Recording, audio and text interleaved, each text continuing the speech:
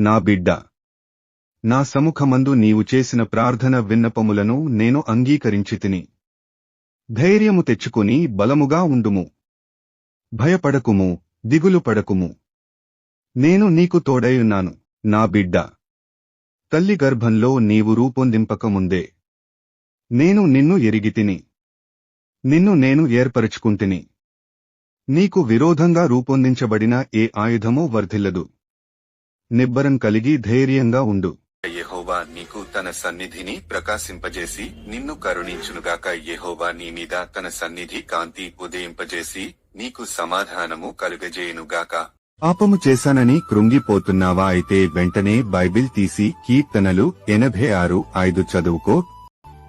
ప్రభువా, నీవు దయాళుడవు, క్షమించుటకు సిద్ధమైన మనస్సు గలవాడవు, నీకు మొరుపెట్టువారందరి ఎడల కృపాతిశయము. నా బిడ్డ, గర్భఫలం లేదని బాధపడుతున్నావా? బాధపడకు. గర్భఫలం నేనిచ్చు బహుమానమే. కుమారులు నేను అనుగ్రహించు స్వాస్థ్యమే. నీలోని శరీర బలహీనతలని తొలగించి నీవు గర్భఫలము పొందుకునేలాగా చేస్తాను. నమ్మి విశ్వసించి పొందుకో.